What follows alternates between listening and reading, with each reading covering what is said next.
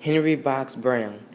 He was born in 1815, 45 miles outside of Richmond, Virginia, on a Virginian plantation. He was born into slavery. He met a slave woman named Nancy. They fell in love and got married. They later had 3 children. Nancy's third owner extorted Brown and required him to pay $50 a year to prevent the sale of Nancy and their 3 children.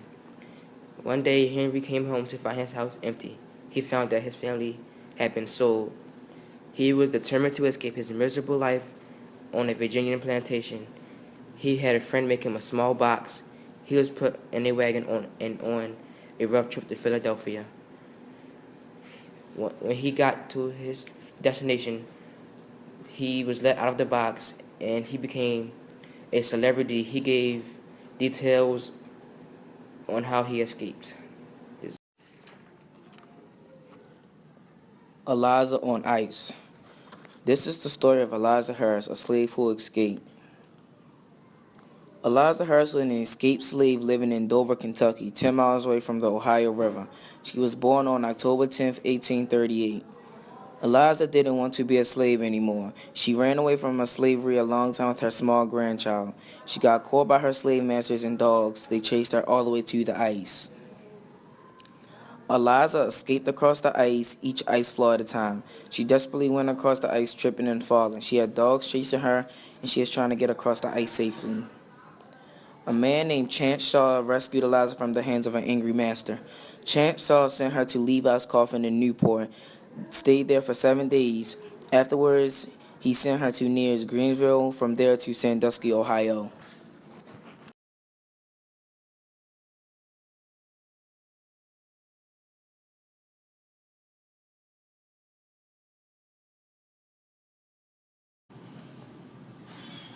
Double jointed.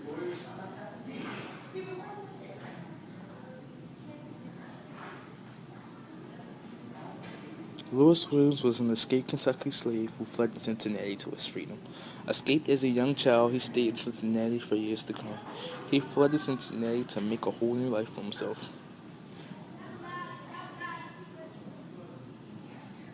While in Cincinnati, Lewis was deeply in love with this girl. He went to a psychic to find out if she loved him. The psychic betrayed him and turned him into authorities.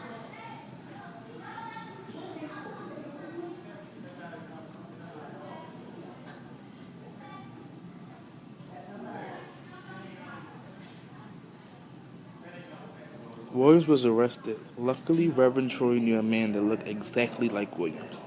A planned distraction happened to sneak Williams out under a dress.